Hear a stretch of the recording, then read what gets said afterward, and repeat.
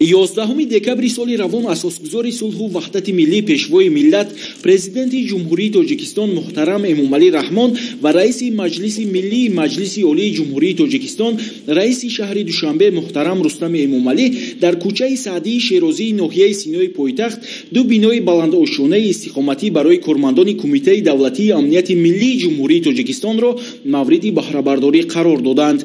بیناهای استقامتی با مبلغگذاری حکومت مملکت از جانب دیرکسیای ساختمان انشاءات حکومتی دستگاه اجرایی پرزیدنت جمهوری تاجیکستان و تشکیلات ساختمانی کمیته دولتی امنیت ملی بنیاد گردیده از 12 آشیانه و 124 خانه بر هوای یک و دو حجرگی عبارت می باشد. همچنین انشاءات نو و شبکه گرمدهی متمرکز پیوست بوده هر یک قسم آن با 2 عدد لیفت زمانوی مجهز گردانیده شده است. پرزیدنت جمهوری تاجیکستان پیشوای ملت محترم امامعلی رحمان با 124 عائله کارمندان کمیته دولتی امنیت ملی که در این دو بینای بلندآشیانه صاحب خانه‌های نو استقامتی گردیدند یخدان، تلویزیون، ماشین جامه‌شویی و دیگر جهاز ضروری روزگار تقدیم نمودند. پیشوای ملت محترم امامعلی رحمان با کارمند کمیته دولتی امنیت ملی جمهوری تاجیکستان ادیمت شمسوف که سال 2019 در وقت خدمت حربی مجروح گردیده است خانه استقامتی تحفه نموده از وضع سلامتیش باخبر شدند. سرور دولت برای برقرار کردن سلامتی او و فراهم آوردن شرایط خوبی تعلیم و تربیت فرزندانش به مسئولین دفتر دستور و سپارش‌های مشخص دادند. طول 12 ساله که در همین مقامات کار میکنیم در سال 2019 در وقت خدمت خیلی مجروح شدیم. با دستگیری جناب عالی صحتی و سلامتی ما با برقرار شد صاحب خانه استقامتی شدیم. هزاران بار تشکر میکنیم. ما منتداریم. ای دیدن جناب عالی با روح بلند شدیم. خیلی خرسند شدیم. ما همه وقت ای پیشوای ملت ما منتداریم. منتداری خود را با اساسگزاری صلح و وحدت ملی پیشوای معظم ملت محترم جناب عالی امامعلی رحمان میرسانم که و ما چنین خانه های زیبای و بر هوا را هدیه کردن می‌ندارم از جناب عالی که با دستگیری آنها فرزندای ما را و مکتب ها باغچه های کودکانه برای تحصیلشان وظیفه دار کردند. مورد ذکر است که دوام سالهای صاحب استقلالی از جانب پرزیدنت جمهوری تاجیکستان محترم امامعلی رحمان با کارمندان کمیته دولتی امنیت ملی جمهوری تاجیکستان شرایط ارزنده کار و زندگی فراهم آورده شده است که تامین نمودن آنها با منزل‌های نو استقامتی از غمخوری همیشگی رهبریت عالی دولت و حکومت مملکت در این سمت می باشد.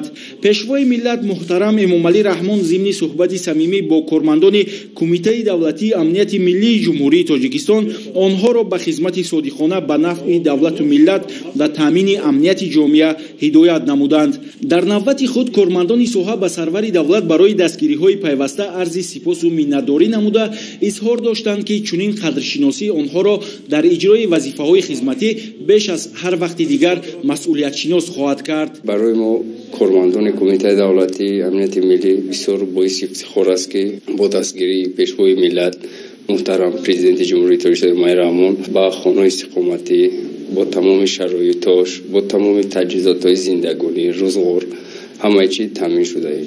شکرانه استقلالیت میکنیم که به این روزا رسیدگی و از طرف جناب عالی پیشوای ملت با خانه استقامتی تامین شده. تا وقتی که جان در تن داریم برای دولت و پیشوای ملت همه وقت خدمت میکنیم. منتداری خود با پیشوای ملت پرزیدنت جمهوری تاجیکستان اساسگزار صلح و وحدت ملی میرسانم که ما را امروز با چنین خانه‌های برهوا تامین نموده. تلویزیون، ماشین جامه‌پوشی، یخدان، کухня гарнитур تمام شرایطی که امروز هست با ما تامین نموده. ما امروز شاد هستیم که صاحب خانه استقامتی گشتیم. ما چند سال پیش اجاره‌نشین بودیم در خدی پایتخت. امروز با دستگیری جناب عالی که ما صاحب خانه گشتیم هم فرزندا تربیت خوب میگیرن خدی در پایتخت. چیزی که در همین خانه استقامتی میبینید همش از طرف جناب عالی پیشوای ملت تحفه گردیده است. امروز باعث خرسندی است که ما نوخانه‌داران صاحب خانه استقامتی گشتیم. از پیشوای ملت پرزیدنت جمهوری تاجیکستان امامعلی رحمان منتدارگی خود را بیان می‌نمایم. саҳни биноҳои нави истиқоматӣ бо завқи баланди зебоипарастӣ оро ёфта майдонча барои бозиву дилхушии кӯдакон ва нишастгоҳҳои замонавӣ бунёд карда шудааст. дар гирду атрофи иншоот истгоҳи трансформаторӣ бо насби 2 адад трансформатори иқтидори 630 киловатт ва майдончаи дилхушии кӯдакон инчунин майдончаи истироҳатӣ бунёд карда шудааст.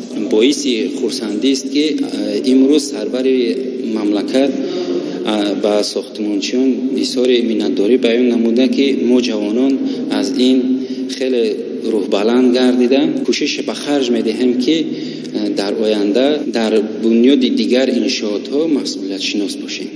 дар ин ҷо президенти мамлакат муҳтарам эмомалӣ раҳмон барои бунёди боз як бинои нави истиқоматии 16 ошёна санги асос гузошта ба корҳои сохтмонӣ расман оғоз бахшиданд.